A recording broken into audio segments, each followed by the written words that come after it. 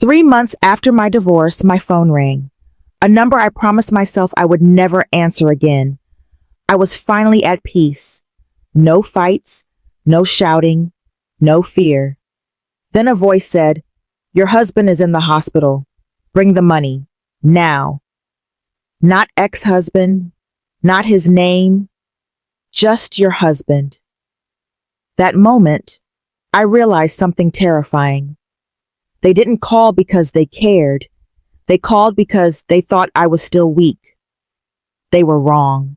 It had been exactly 3 months and 12 days since my divorce was finalized when my phone rang. I was standing in my small kitchen, barefoot on cold tiles. In my hand was a chipped mug of instant coffee. Steam slowly rose into the air as sunlight entered through the window. It was a quiet, gentle morning, the kind that makes you believe life can heal again. For the first time in years, my life was peaceful. No shouting, no accusations, no fear of saying the wrong thing. Then my phone vibrated. I didn't need to see the name. Some pain is so familiar, your body recognizes it before your eyes do. I stared at the screen, hoping the ringing would stop, hoping the past would stay buried. It didn't. The sound was sharp and demanding, just like her voice had always been. Against my better judgment, I answered. "Hello?" My voice was thin, careful. There was no greeting. "Your husband is in the hospital," my ex-mother-in-law said coldly. "Bring the money right now." The world tilted. Your husband, not ex-husband, not his name, as if the divorce never happened, as if the papers, the tears, the humiliation meant nothing. What? I whispered. "He collapsed last night," she continued, annoyed. "The doctors won't treat him without payment. Stop pretending you don't care. You were his wife." Were. The words stayed with me long after the call ended. Silence filled the room, heavy, crushing. I slowly sat down, my coffee forgotten. My hands shook. Hospital, money, after everything. Memories rushed in without permission. Her finger pointing at my face. My husband turning away while she insulted me. Crying quietly in the bathroom so no one would call me dramatic. The day she called me a burden while he stared at his phone. And now she wanted money. A bitter laugh escaped my lips. They had already taken everything. My savings were gone, spent on his failed business. My dignity destroyed during the divorce. My reputation ruined by lies so convincing even relatives stopped calling. What more could they take? My heart raced, not because I cared about him, but because trauma doesn't disappear just because love dies. My body still remembered how to obey, how to panic, how to give before thinking. But something else rose inside me, not fear, awareness. After the divorce, no one checked on me. No calls, no concern. I moved into this tiny apartment alone, cried myself to sleep alone, rebuilt my life alone. They didn't call then. They only called now because they needed something. I walked to the window and watched strangers pass by, unaware of the storm inside me. 3 months ago, this call would have broken me. I would have rushed to the hospital, wallet in hand, apologizing for things I never did. But today I noticed something. She didn't ask how I was. She didn't say please. She didn't even explain what was wrong, just bring the money. I looked at my reflection in the glass, tired eyes, but stronger. This call wasn't about love. It was about desperation. And for the first time since my marriage ended, I wasn't the desperate one anymore. I didn't go to the hospital that day.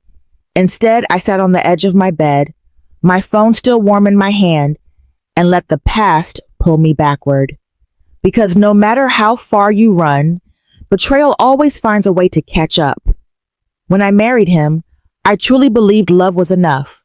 On our wedding day, he smiled gently and squeezed my hand. He promised I would never face the world alone. His mother sat in the front row. Her smile was polite, controlled, and empty. It never reached her eyes. I noticed it, but I ignored it. Back then, I wanted peace more than truth. The first year of marriage wasn't happy, but it was survivable. His mother called every day, sometimes more than once. She corrected everything. The way I cooked, the way I dressed, even the way I spoke. A good wife listens, she would say. He never defended me. He never raised his voice either. He didn't need to. His silence did enough damage on its own. The real betrayal started quietly. One evening, I overheard her whispering to him in the kitchen. "She still hasn't given you a child," she said, not lowering her voice. "What kind of woman comes empty-handed into a marriage?" I froze behind the bedroom door. My heart pounded. We had been trying for months. Doctors said stress was the problem. Funny how stress always follows cruelty. That night, I confronted him. He sighed, like I was annoying him. "She didn't mean it like that," he said. "Why do you always make things difficult?" That was the moment I understood. In that house, I would always be the problem. Then money became the weapon. His business failed, not because of bad luck, but because he never listened. My savings disappeared next. "We're family," his mother said sweetly, holding out her hand. "Sacrifices must be made." Mine always were. I worked extra hours, skipped meals, lied to my parents so they wouldn't worry. He promised it was temporary. He promised things would change, but promises from a coward are just beautiful lies. Then the rumors started. Neighbors stopped greeting me. Relatives looked at me with pity or judgment. Later, I found out the truth. His mother had been telling people I was infertile, cold, disrespectful, that I drove him into debt, that I refused to be a real wife. When I asked him why he didn't stop her, he shrugged. "She's old-fashioned," he said. "Don't take it personally. Don't take humiliation personally. The night everything broke, I came home early. There was lipstick on a glass in our living room, not mine. My heart already knew before my eyes did. He didn't deny it. "She understands me," he said. "You're always so sensitive." Sensitive. That word still burns. His mother arrived an hour later, called like an executioner. She didn't ask questions. She looked at me and said, "Pack your things. You're embarrassing us." I waited for him to speak. He didn't. I left with one suitcase and a chest full of disbelief. The divorce was fast, cruel, and public. They painted me as greedy, even though I walked away with nothing. I signed the papers with shaking hands, telling myself freedom was worth more than justice. But scars don't disappear just because you're free. Now, sitting alone in my bedroom, I finally understood why her call shook me so deeply. It wasn't about him. It was about every moment they treated me like an ATM, a scapegoat, a disposable woman. They broke me once, and somehow they believed I would let them do it again. That night, I lay on my bed staring at the ceiling. Sleep refused to come. Not because I missed him, not because I loved him, but because my body still remembered fear. Fear doesn't leave quietly. It waits. It listens. And when the past calls your name, it wakes up instantly. Her words replayed in my head. "Bring the money, not please. Not can you help. Just an order." For years, I had followed orders like that, without questions, without boundaries. I pressed my hand to my chest and felt my heart slow. Something had changed. I wasn't afraid of them anymore. I was tired of them. By morning, my decision was clear. I would go to the hospital, not because of love, Not because of duty. I would go because some stories don't end until you face them one last time. The hospital smelled like disinfectant and exhaustion. White walls, bright lights, people moving fast, trained not to feel too much. I walked through the automatic doors with steady steps, even though my stomach twisted with each one. 3 months ago, I would have been shaking. Today, I felt calm. Too calm. I found them near the emergency ward. My ex-mother-in-law saw me first. Her eyes narrowed, then widened. Not with relief, with calculation. She rushed toward me and grabbed my arm like she still owned me. "Finally," she hissed. "Do you have the money?" No hello, no thank you, just business. I gently pulled my arm away. "Good morning," I said calmly. She scowled. "This is not the time for attitude. He's suffering. The doctors are waiting." I looked past her. My ex-husband was sitting on a plastic chair. His head was bandaged. He looked pale, tired, but not dying, not even close. He was scrolling on his phone, so this was the emergency. He looked up and froze when he saw me. For a moment, guilt crossed his face. Then it disappeared. Expectation replaced it. "You came," he said softly, like I had proven something. I didn't answer. I looked around. His sister whispering nervously. His mother pacing dramatically. A stack of papers clutched tightly in her hand. Bills, not medical reports. Bills. "What happened?" I asked calmly. "He collapsed from stress," his mother replied quickly.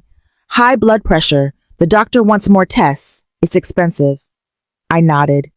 "And insurance?" She waved her hand. "Expired." Of course it was. I stepped closer to him. "Are you in pain?" I asked. He hesitated. "Not really. Just dizzy sometimes." I almost smiled. His mother moved between us. "Don't interrogate him. Just do what you're supposed to do. You were his wife. You benefited from this family." The audacity was shocking, not because it was new, because it hadn't changed at all. "I was his wife," I corrected quietly. Past tense. Her lips tightened. "Marriage doesn't erase responsibility." "Divorce does," I replied. Silence dropped between us. Heavy, sharp. She stared at me like she didn't recognize me. "Are you saying you won't help?" "I'm saying I won't be bullied." My ex-husband finally stood up. "Please," he said, voice cracking.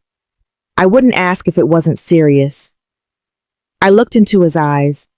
I searched for the man I once loved. All I saw was someone who watched me drown and called it sensitivity. "Serious is being thrown out of your home," I said calmly. "Serious is losing your reputation because of lies. Serious is begging someone you broke and still treating her like a wallet." His shoulders dropped. His mother raised her voice. "You're heartless after all we did for you." I laughed softly. "You did nothing for me that I didn't repay with interest." I reached into my bag. Her eyes lit up. Greed is faster than pride. I pulled out an envelope and handed it to her. "This," I said, "is what I brought." She tore it open. Inside was a copy of our divorce agreement, highlighted clearly. No shared debt, no financial responsibility, no obligation. Her face turned red. "This is useless," she snapped. "No," I said gently. "It's freedom." I turned to leave, then paused. "I hope you recover," I said to him honestly, "but don't ever call me again." As I walked away, they shouted. Accusations, pleading, anger. None of it reached me. For the first time, I left them exactly where they belonged, behind me.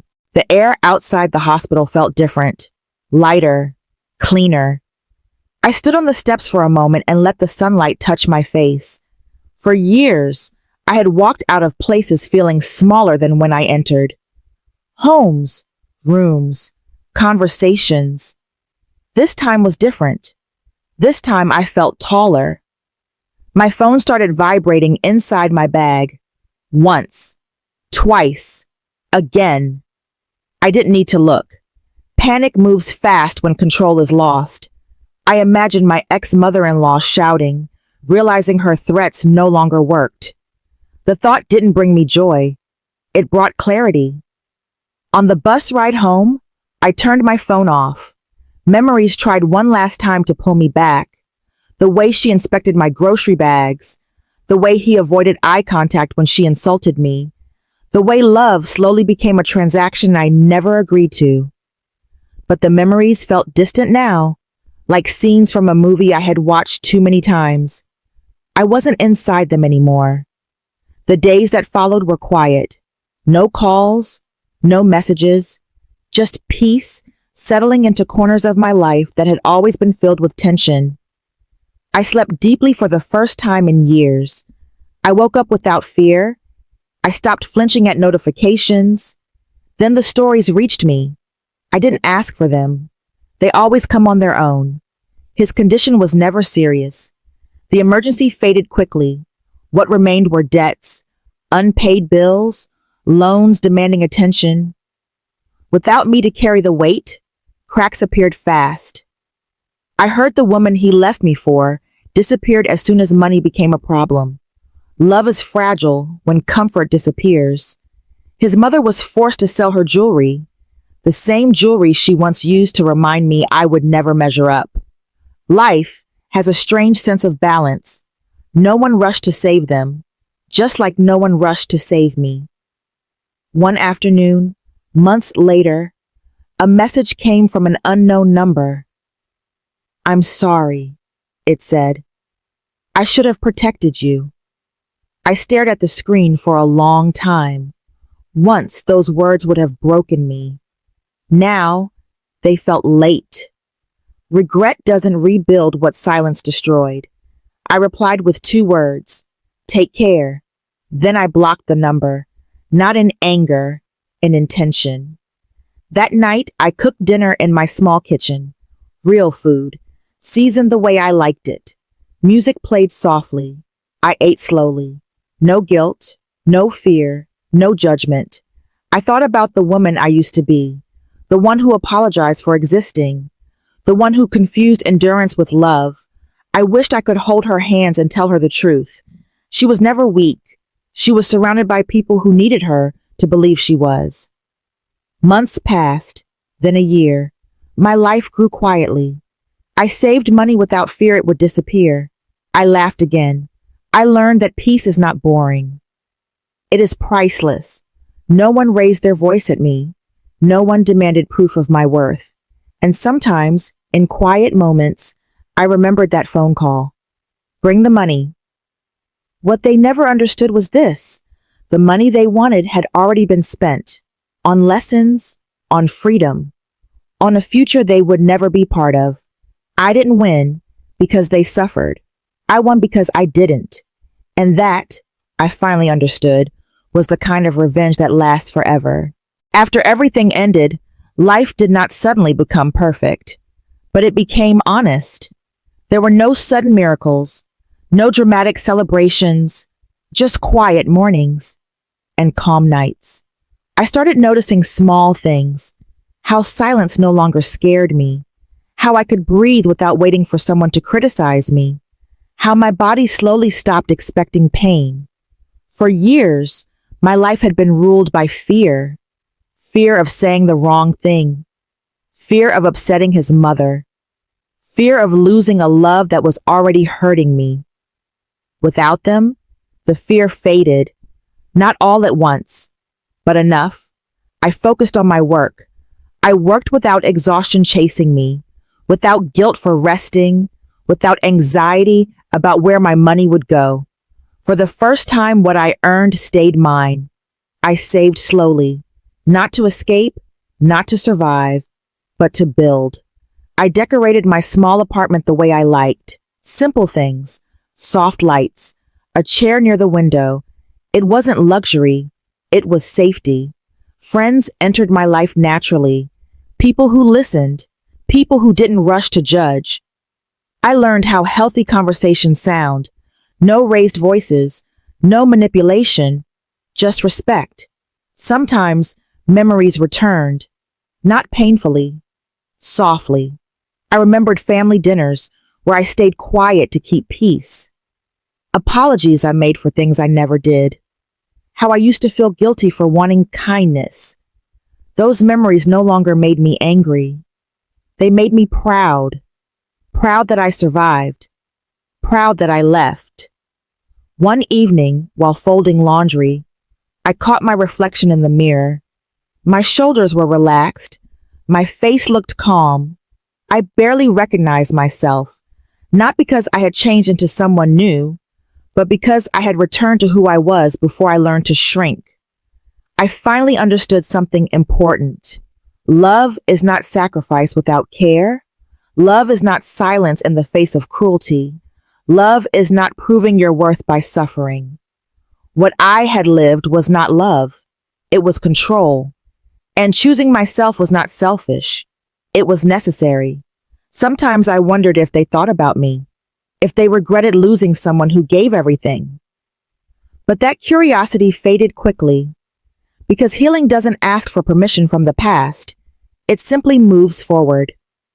One quiet morning, as sunlight filled my kitchen, I smiled without realizing it. Not because I was happy about what happened, but because I was grateful it ended. I had my life back, not louder, not richer, but mine. And that was more than enough. Time passed in a way I never expected. Not fast, not slow, just steady. Days no longer felt heavy when I woke up. My body stopped preparing for arguments that never came. The tightness in my chest slowly disappeared. Peace arrived quietly, and it stayed. I realized something important. Healing doesn't always look dramatic. Sometimes it looks boring to people who thrive on chaos. My life became simple. Work, rest, small routines. And somehow, that simplicity felt rich. I stopped explaining my past. I didn't need to justify why I left or why I refused to help. People who understood didn't ask. People who didn't never mattered. One afternoon, I cleaned out an old box. Inside were pieces of my old life, photos, letters, receipts from years I tried to forget. I didn't cry. I felt detached, like I was looking at someone else's story. That was when I knew I had healed. Not because the memories disappeared, but because they no longer controlled me. I learned to trust myself again. My choices, my instincts. The voice I once ignored became my guide. I no longer confused kindness with obligation or guilt with love. I understood boundaries, clear, firm, protective, and I stopped feeling bad for having them. Sometimes late at night, I wondered what would happen if they called again. The thought no longer scared me because I already knew my answer. Silence, not out of anger, out of self-respect. I learned that forgiveness does not require access, and closure does not require conversation. Some endings are complete the moment you stop reaching back. I stood one evening by my window, watching the city lights blink on. Life was happening everywhere, and I was finally part of it, not as someone trying to survive, but as someone choosing to live. I didn't need revenge. I didn't need apologies. My peace was enough, and it spoke louder than anything I could ever say. 1 year passed. Then another season changed. I didn't mark the date of my divorce anymore. It no longer defined me. What defined me was how far I had come. I noticed it in small moments. The way I spoke without apologizing. The way I said no without explaining myself. The way I trusted silence instead of filling it with the fear. I became careful with my energy. Not everyone deserved access to me. Not everyone deserved my kindness. And that didn't make me cold. It made me wise. I stopped chasing understanding from people who never listened. I stopped waiting for fairness from those who benefited from my pain. I finally accepted a hard truth. Some people don't change because they are sorry. They change because they are forced to, and some never change at all. That was no longer my concern. I forgave myself for staying too long, for doubting myself, for believing love meant endurance. I forgave the version of me who survived with the tools she had. She did the best she could, and she saved my life. I understood now that strength is not loud. It doesn't shout. It doesn't explain. Strength stands quietly and refuses to be moved. I no longer felt the need to prove anything. Not that I was kind, not that I was strong, not that I was right. My life spoke for me. When I looked in the mirror, I saw someone grounded, someone whole, not perfect, but free. I knew then that if they ever thought of me again, it wouldn't be with power over me. It would be with regret, and regret is a heavy thing to carry. I didn't celebrate their downfall. I celebrated my rise. Not dramatic, not public, just real. And that was enough. I had become the woman they could never control. On a quiet morning filled with soft sunlight, I stood in front of the mirror and truly saw myself. My eyes were clear, my shoulders relaxed, my smile unafraid. I remembered that phone call. Bring the money, the demand, the entitlement, the belief that I would always come running. They never understood this simple truth. The money they wanted was already gone, spent on survival, spent on lessons, spent on rebuilding myself piece by piece. I was never poor. I was just giving everything to the wrong people. Now, I was rich in ways they could never touch. I had peace. I had dignity. I had a future that belonged only to me. I no longer replayed old conversations. I no longer imagined different endings.